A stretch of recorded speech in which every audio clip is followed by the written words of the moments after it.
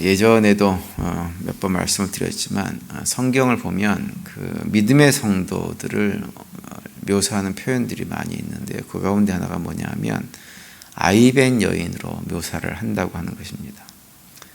그 아이는 누구를 의미하냐면 바로 예수 그리스도를 의미하는 거죠. 그래서 우리가 예수 그리스도를 낳는다고 하는 것은 다시 다른 말로 하면 우리가 예수 그리스도를 닮아가고 그분으로 만들어져 간다고 하는 의미입니다. 그런 의미에서 우리가 예수 그리스도를 벤자로, 여인으로 그렇게 성경은 많이 묘사를 하죠. 특별히 이제 빌립보스 2장 같은 경우는 우리 조금 다르게 표현해가지고 너희는 이 마음을 품으라 곧 그리스도 예수의 마음이니 이렇게 얘기하면서 우리가 예수 그리스도의 마음을 닮아서 새로워져야 된다고 하는 말씀을 우리에게 해주고 있습니다. 하나님께서 우리를 하나님 백성으로 선택해 주시고 하나님 백성 삼아 주셨는데 그렇게 하신 이유가 뭐냐? 다른 것이 아니고 하나님께서 처음 우리를 이렇게 창조하실 때 우리를 하나님의 형상으로 창조하셨죠. 그 하나님의 형상으로 창조하던 그 본래 모습을 회복하기 위해서 우리를 선택하시고 하나님 백성으로 삼아 주신 것입니다. 그런데 그 하나님의 형상, 구체적인 모습이 뭐냐? 바로 이 땅에서 우리와 똑같은 육신을 입고 사셨던 예수 그리스도의 모습이 바로 우리가 닮아야 될 하나님의 형상이죠. 그리고 이제 그 예수 그리스도의 모습을 닮아가는 것을 무엇이라고 표현하냐면 구원을 이루어간다 이렇게 표현을 하는 것입니다. 여러분 우리가 신앙생활을 열심히 잘 해야 되는 이유가 뭘까요?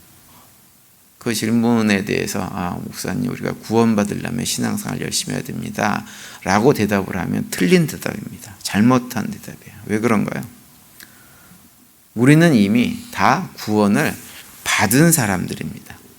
이미 사망의 자리에서 생명의 자리로 옮겨진 존재들이기 때문에 구원을 받으려고 생각을 할 필요가 없으세요.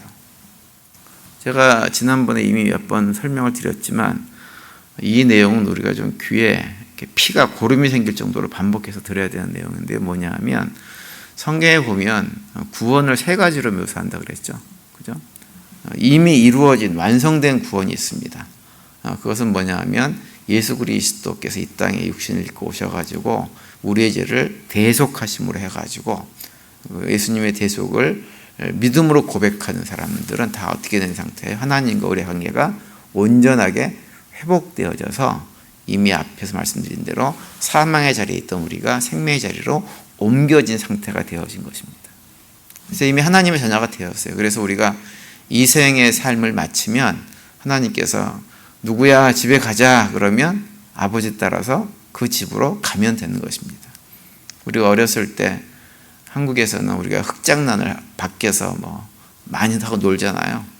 그러다 보면 이제 오후 늦게 아버지가 오실 때가 되면 각 집에서 어머니들이 애들의 이름을 누구야 밥 먹자 부릅니다. 이렇게 부르면 어떻게 하나요? 애들이 각자 다 어디로 가요? 자기 집으로 가는 거예요. 자기 집으로. 딴 데로 안 가고. 우리도 마지막 때 하나님께서 누구야 집에 와라 그러면 그때 아버지 집으로 가면 되는 거예요. 그게 이미 우리가 구원이 완성되었기 때문에 그러한 소망을 품고 살아가는 것입니다. 그리고 또 하나의 구원은 뭐가 있냐면 미래에 주어질 구원이 있어요. 그건 뭔가요? 우리가 예수님께서 이 땅에 재림하시게 되어지면 다 부활해가지고 예수님을 만나게 되어진 부활체로 부활되는 것을 그러니까 미래에 이루어질 구원이다라고 얘기를 합니다.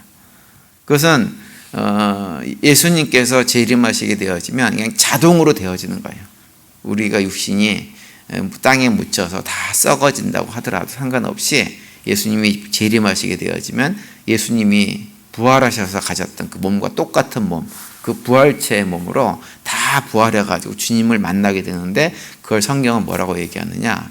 미래에 이루어질 구원이다 이렇게 얘기를 합니다. 그래서 이미 완성된 구원하고 앞으로 미래에 이루어질 구원 이 두 가지 구원에 대해서는 우리가 이 땅을 살면서 전혀 신경 쓸 필요가 없는 구원입니다. 우리가 어떻게 한다고 바뀔 것도 아니고요. 특별히 우리가 부활체의 구원, 그러니까는 부활체로 변화되어진 우리의 몸에 대한 상상 같은 것도 할 필요가 없어요.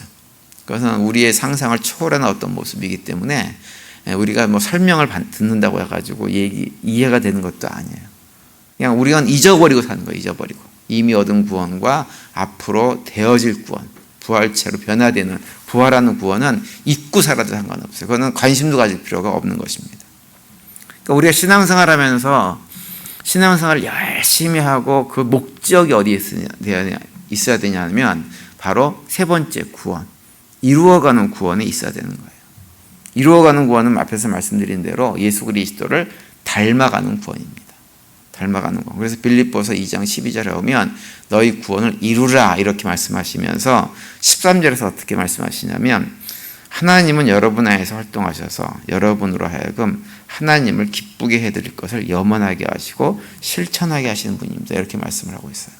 우리 안에 성령 하나님이 들어오셔가지고 어떻게 우리를 도우시냐면 우리로 하여금 하나님의 말씀에 순종해서 예수 그리스도의 닮은 모습으로 변화될 수 있도록 우리 마음에 소원도 주시고 또 우리가 그렇게 할 수 있도록 힘도 주시는 분이 하나님이다라고 말씀을 하고 있는 거예요. 그렇게 함으로 해가지고 그 성령 하나님과 더불어서 예수님을 점점 닮아가는 예수님의 마음을 품은 자로 이렇게 삶을 살아가도록 만들어가는 거죠.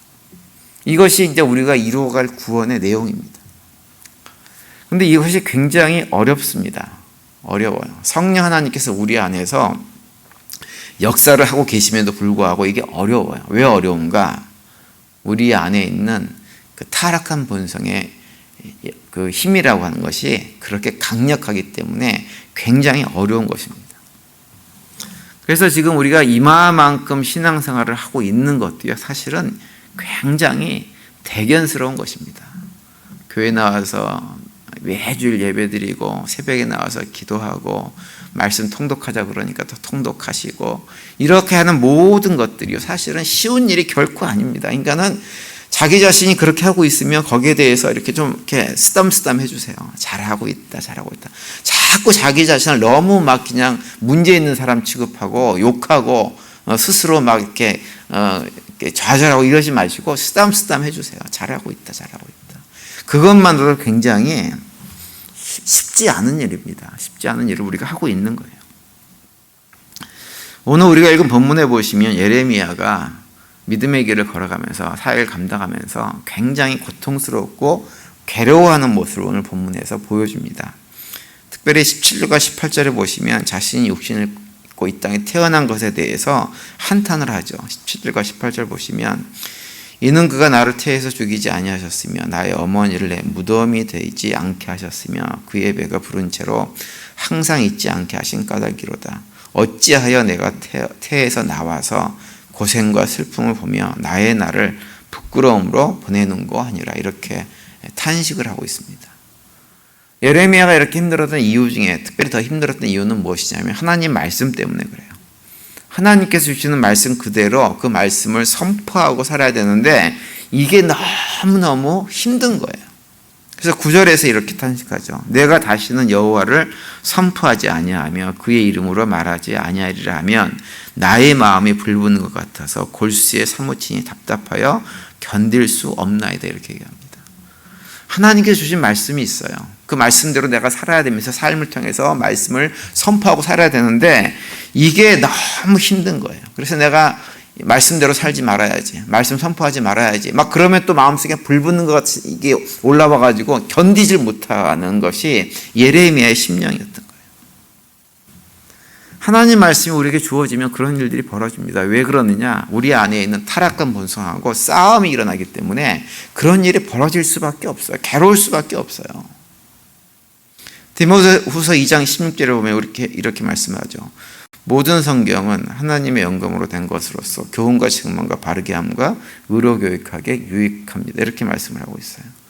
하나님 말씀은 우리의 잘못된 생각들, 잘못된 행동들을 고쳐주기 위해서 끊임없이 우리 안에서 도전을 하세요. 왜 그렇게 도전을 하시는가? 우리의 모습을 그리스도의 모습으로 하나님의 형상으로 담게 하기 위해서 계속 도전을 하세요. 우리의 환경이 편안하고 행복하고 즐거운 것과 상관없이 말씀이 우리 안에 들어오게 되어지면 그 말씀이 우리를 끊임없이 그렇게 도전하기 때문에 괴로울 수밖에 없는 거예요. 예레미야처럼 그렇게 탄식을 하게끔 만들기도 하는 상황이 우리에게 벌어집니다. 그래서 오늘 본문 7절에 보면 예레미야가 이렇게 고백을 또 합니다. 여호와여, 주께서 나를 권유하심으로 내가 권유를 받았사오며 주께서 나보다 강하사 이기셨으므로 내가 조롱거리가 되니 사람마다 종일토록 나를 조롱하나이다. 이렇게 고백합니다. 이것은 사람들이 예레미야를 조롱하는 것도 있지만 자기 자신을 바라보면서도 탄식하는 것이기도 합니다. 내가 이것뿐이 안 되나, 이것뿐이 안 되나. 힘들고 어려운 거예요. 그런데 예레미야는 그렇게 자기 자신을 바라보면서, 자기 환경을 바라보면서, 또 주변 사람들이 자기를 조롱하기도 하고 하는 이런 모습을 보면서 그 가운데서 그냥 좌절하고 실패한 자로 주저앉아 있었냐면 그렇게 하지 않았습니다. 그런 와중에도 자신이 영적으로 반드시 승리할 것을 확신을 했어요. 11절이 그 내용이에요. 그러하오나 여호와는 두려운 용사 같으시며 나와 함께 하심으로 나를 박해하는 자들이 넘어지고 이기지 못할 것이오며 그들은 지혜롭게 행하지 못함으로 큰 치욕을 당하오리니 그 치욕은 길이 있지 못할 것이니이다. 이렇게 말씀을 합니다. 사단이 아무리 공격을 해도, 사단이 우리 안에 있으면서 넌 아무것도 아니야, 네가 무슨 그리스도를 닮아가는 거야, 어떻게 하나님의 형상을 회복할 수 있어, 넌 아무것도 아니야 라고 그렇게 자꾸 도전을 하면서 나를 괴롭게 해도 확신을 가지고 있는 거예요. 하나님께서 내 안에서 역사하는 이 타락한 본성, 사단의 음성들을 반드시 무찔러 주실 것이다 라고 하는 그런 확신을 가지고 승리를 선포하고 있는 것입니다. 우리 교회 성도님들도 믿음 생활을 하면서 자꾸 내 자신을 바라볼 때 아이고, 권사가 돼가지고 장로가 돼가지고 집사가 돼가지고 내가 교회를 몇 년 지금 다녔는데, 교회 다닌 것이 지금 수십 년인데 아직도 이 모양 이 꼴이야 라고 하는 그런 마음이 들었을 때 그 자기 자신만 보고 좌절하고 절망하지 마시기 바랍니다. 여전히 성령 하나님 우리 안에서 역사하시고 있고 그 모습이 비록 조금씩이라고 할지라도 우리의 모습을 조금씩 변화시켜주고 있다고 하는 사실을 믿으시면서 그 성령 하나님을 의지하는 가운데 승리를 확신하고 살아가는 우리 모두가 될 수 있게 되기를 간절히 바랍니다. 오늘 하루도 그런 확신을 가지고 주님의 음성에 더욱더 귀를 기울이고 순종하면서 우리 안에서 일하신 성령 하나님의 인도하심에 따라서 또 하루의 분량만큼 새롭게 변화되고 승리를 경험한 우리 모두가 되시기를 간절히 바랍니다. 그래서 오늘 하루도 그런 고백 가운데 주님께 주신 또 평강이 넘치는 복된 하루가 되시기를 간절히 축원드립니다.